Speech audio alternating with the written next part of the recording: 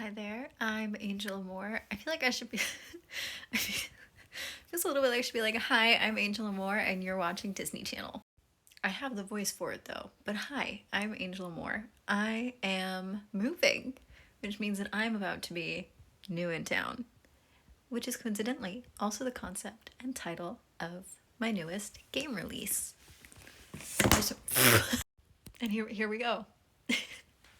So, of course, that means that I will be playtesting it. But as you can see, like I said, I'm moving, which is why everything here looks like this. So I'm going to do two parts. The first half of this playtest will be prior to the move, and the next time you see me after this half of the playtest, I guess, will be in my new place.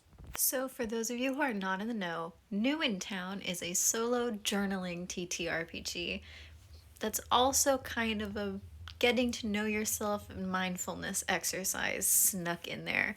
Everything in game that you have to imagine or come up with comes with an appropriate journaling prompt for you to IRL consider and answer.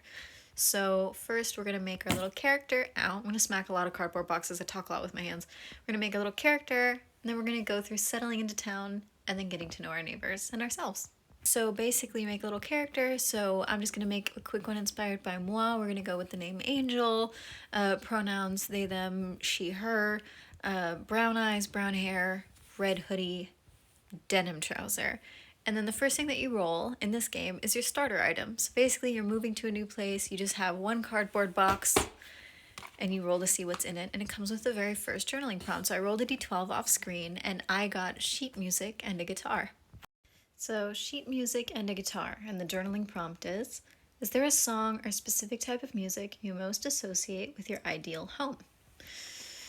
I actually burned a CD specifically to listen to on my first night in, and the first song that I think of right now is Closer to Fine by Indigo Girls? So a part of New in Town is that there is like in-game dialogue, basically. So in between, you will be guided through the gameplay by Walking Talking Raccoon. Yes, that is his full government legal name. So Walking Talking Raccoon explains that there are some houses that you can pick from, and you can decide which one speaks to you. So there's a yellow one, a red one, green and blue. You don't have to roll for that, but you pick one house and then you read through the prompt that they come with. So I'm going to pick blue. Balancing this is a little hard sometimes. Blue. The blue home. You walk up to the house with the blue roof. As you peek in, you notice that there's no dust on the windowsills. You can already envision what it'll look like once you're all settled in, furnished, and comfortable. This house feels like a home. Feels like potential in all the most comforting ways, and some a bit daunting. The advent of change can have that effect on people, but you can handle it. Write in your journal, change can be scary, but I can handle it. Discomfort isn't dangerous. What is one change you see approaching in your life, no matter how fast or slow or how big or small? What is one scary thing about it, and what are 3 exciting things about it? Write your answers down, and then try to write 3 sentences imagining the best possible things to come from this change, no matter how far-fetched they might seem.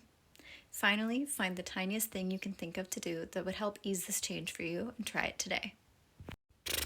I see a lot of changes coming down the mountain for me right now, but I think honestly this move, this IRL move, is the biggest one. I know it sounds silly, but one scary thing about living on my own again is what if there's a bug? What if there's a bug? Ugh. If there's a bug, we're just gonna have to become roommates. And then 3 exciting things. I'm excited to, even slowly, decorate it how I want. I'm excited to meet my new neighbors. I love meeting new people, so I'm really excited about that. And I'm really excited about getting to know a new area. So, extended neighbors. Let's see. The 3 best possible things that could come from this. I could be able to level up all of the work that I do because I just have this space to be creative in without any bounds. And And then I could make really good friends with all my neighbors. They could all be amazing. And then I could make really good friends with everybody and have a nice sense of community in the building. And then another thing that could happen is I do Pilates so regularly and so nicely that I actually end up being able to do a normal full-length Pilates workout in not just 5 minutes. Maybe those are 3 great things that could happen. And one thing that I could do today, tonight, I don't know, it's 5 in the morning, that could ease this for me is I could pack one more box. But of course, the gameplay doesn't end there. That's just where we get started. So now Walking Talking Raccoon is like, good choice, good choice. That house is my favorite too. Now how to pay for it. My to-do list is never ending. You know the feeling, right? I run the main store in town. My only employees are my children. It's fine, their family, don't worry about it. Let's say you pick 6 things off of my to-do list, just 6. And we focus on that for today. So there's a list of 12 things. And each of them you'll find has a, you guessed it, corresponding journaling prompt. So there's something for you to role play, and then there's something for you to contemplate and write out.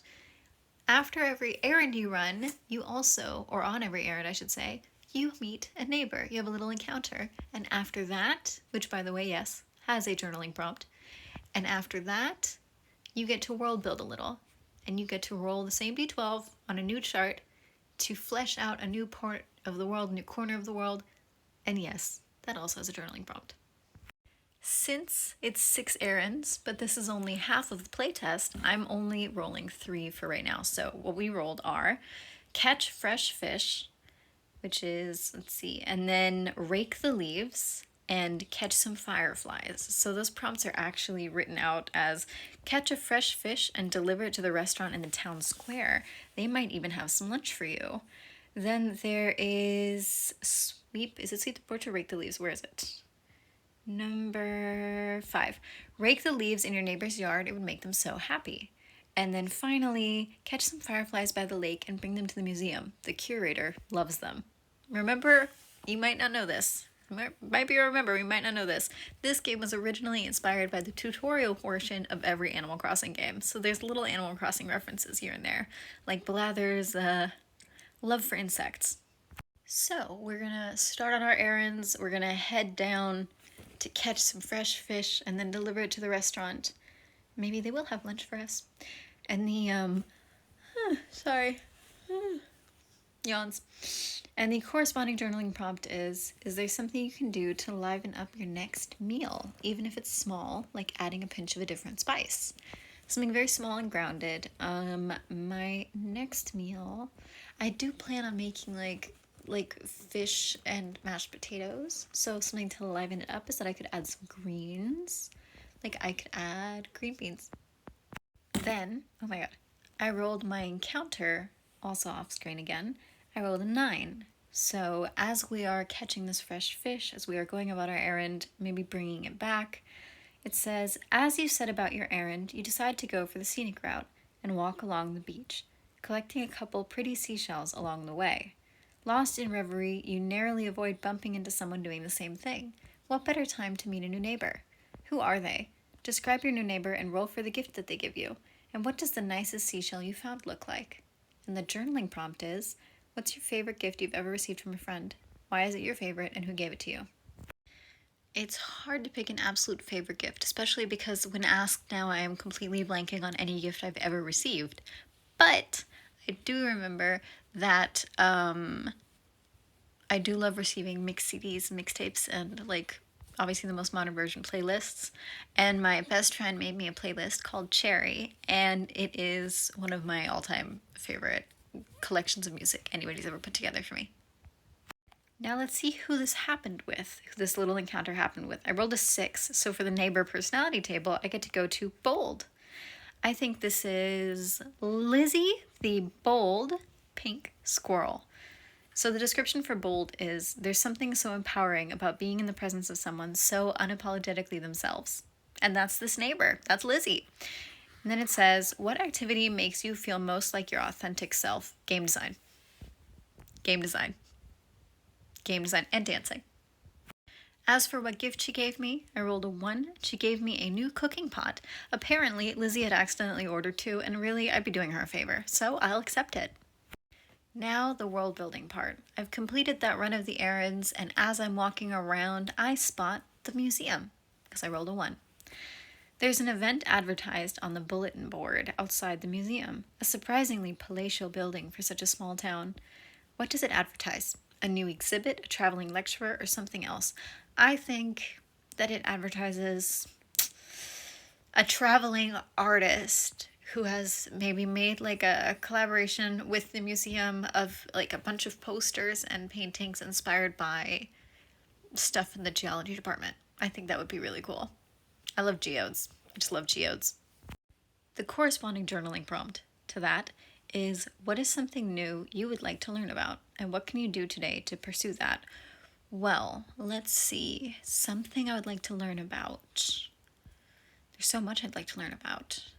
Well, I would like to continue to get better at 3D modeling, and to get better at that, I could watch even one of the small mini tutorials that I have saved, because I have a bunch saved that I still have to watch. So, we continue on with our errands, and now we're doing number 5. Rake the leaves in your neighbor's yard because it would make them so happy. So we're raking our leaves, and the journaling prompt is, what's your favorite thing about nature? Any aspect of it. My favorite thing about nature is the math. Like the inherent math to a lot of things, the way that things grow on calculatable paths. You know, like some things have like golden ratio curvings, or you see the same pattern pop up in a billion different places. The way that, like, you know, the veins in leaves go and the branches and trees go. I think there's something really comforting about the universal mathematical structures that you can find in the natural world. I think it makes me feel kind of comforted that there's this inherent structure to a lot of things. Makes me feel weirdly safe and taken care of. So that means it's encounter time. While I was raking these leaves, I wander around and I end up in the orchard. And there I was, minding my own business in the orchard, when a tree decided to take the matter of proving gravity into its own hands. All this to say, an apple suddenly fell on my head.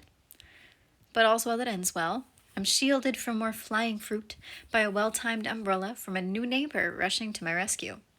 So, roll 1d12. If odds, it means the umbrella breaks and you both flee from the cascade. If even, then the umbrella holds. Okay, let me see real quick. Evens! So, the umbrella holds and we wait out the fruit storm before picking up some fresh, crisp apples. Maybe for a snack and some pies later. Describe your neighbor's savior, tough to say. What sort of treat would you most like to make with your new apples? I like making nice things, not necessarily like eating all of the treats. I don't like apple pie, but I would love to make some because people love it and then like give it to people, but I would not want to eat it. The journaling prompt for this is, what is a small kindness you could do for someone in your day-to-day life? Describe what it is and think about how it could positively affect the recipient. I could surprise a friend with a fun little doodle just to cheer them up. And the neighbor that saved me is a number 2 on the personality scale, which is sweet. So I'm thinking Berry, the sweet fruit bat. Sugar wouldn't melt on this neighbor's tongue. This neighbor can muster up compassion and comfort for just about anybody. That sounds like Berry to me. Now it says, what do you need from the people in your life to best bring out the sweetness in you? I need them to trust me. And I don't mean like I need them to let me in, but I mean that I need them to trust me and have faith in me so that I can relax and I don't feel like I need to prove anything to them. Because sometimes it can feel that way, and that does not make me feel particularly sweet. So this one didn't come with a gift, but now we are back to the world building, and we rolled a number 2, the general store. In the display window of the general store, you can spot something achingly familiar. You could swear that's the same stationery set that you had back in your school days. It's half off. Maybe you'll pick it up on the way home. What about it makes it particularly nostalgic? Well, I had like a Pelican, like neon green and off-white 2000s, fountain pen, because we had used fountain pen in school. So I think it's a fountain pen stationery set, and that's why it's nostalgic. I do not know why the camera keeps not focusing, so I'm so sorry for the accidentally nostalgic, weirdly unfocused cam. And then it says, how do you feel about your handwriting? That's the journaling prompt. Is there a time you remember feeling proud of something you've written out? I remember the first time I got a 100 on my notebook, because you used to have to hand in your school books, like the books that you would take your notes per subject on, and they would be graded for thoroughness, cleanliness, etc. And I usually got really bad grades in them because I have hand-eye coordinative disabilities, and I worked really, really hard on them. And then I remember the first time I worked so hard, to me hours and hours, to rewrite everything I had done from that year into a new like notebook so that it would be really nice. And then I remember I got like 100 on it. So very proud. I like my handwriting. I just get frustrated sometimes because people say they can't read it. And our last errand for this half, which is catch some fireflies by the lake and bring them to the museum because the curator loves them. And the prompt is, it has a little doodle of fireflies. You can see the little yellow dots. It says, when you think about what you want for your home, what personal touches from other people do you imagine in it? Describe these people. I think twofold. One, I want pictures of my friends and me and my friends in my home. Probably somewhere more private, so not in the living room. I'd probably keep them in my bedroom. Just because they're personal, and also because I would like to have them where I like relax most. And so I would definitely like to have pictures of my friends, the people that I care about. I already have a bunch printed out that I'm very excited to put up on like a pinboard or something in the bedroom.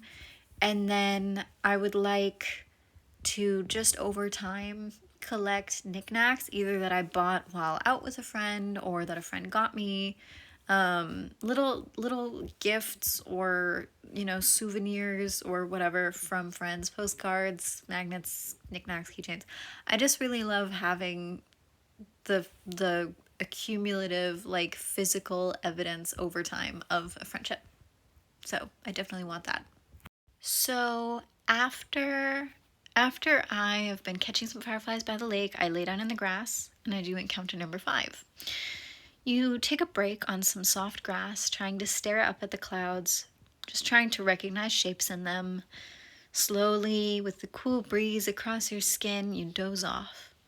You awaken after a comfortable nap and sit up, accidentally startling a new neighbor as they walk nearby. Describe your new neighbor and roll for the gift they bring you. How can you imagine them being inspired by seeing you take the rest you need? So, I relate to that a lot, because it has even happened that a friend has tried to tell me to take a break, and I thought that they were talking about themselves, and I was like, yes, you should take a break, and they were like, so I was talking about you, but touche. So I think, and I hope that it would inspire them to take care of their own rest as well. And then the journaling prompt is, how important is your sleep to you? And what's one small thing you could do to try to improve it today? Do you think you'll try it? Why or why not? Something I could do to improve my sleep is go to sleep a tiny bit earlier. I can definitely try, but I have a bit of a sleep condition, so it's a bit difficult. But I do think that I will try to at least be ready and in bed earlier than yesterday. My sleep is very important to me. So the neighbor chart, I roll a 4, which is studious. Beloved notebook in hand, this neighbor will always greet you with a warm smile and a new nugget of information from whatever it is that they're currently obsessed with. A word in their new target language, or the date of a historical moment, or a fun fact about the mineral breakdown of the sand at the beach. They've always got something of interest for everybody. So I think this is Peaches, the studious rabbit. Maybe these neighbors are based off of my stuffed animals. Who is to say? And the journal prompt is, what subject do you find most satisfying to dive into, and how could you engage with it today? I am unfortunately afflicted with a deep fascination with the causal history of industrialization in every area. I find it fascinating, and it's incredibly impactful, and therefore very important to learn about. And what I could do is I could take in another lecture on like Coursera or something on the topic. And I might, because I love doing that. And the present that Peach has got me is 11. A funky radio alarm clock. What better way to wake up in the morning? And finally, the last community lot world building prompt. I got a 7. The tailor. Who doesn't love a family-owned business? The siblings that run the tailors wave at you from the register as you poke your head in, before resuming their light, playful bickering. A surprisingly pleasant background noise to the shopping experience. What catches your eye about the display in the window the most? Vibrant colors tend to catch my eye, and I'm really digging fuchsia lately, specifically like berry and fuchsia kind of tones. So if there was something like a big hat, I would love.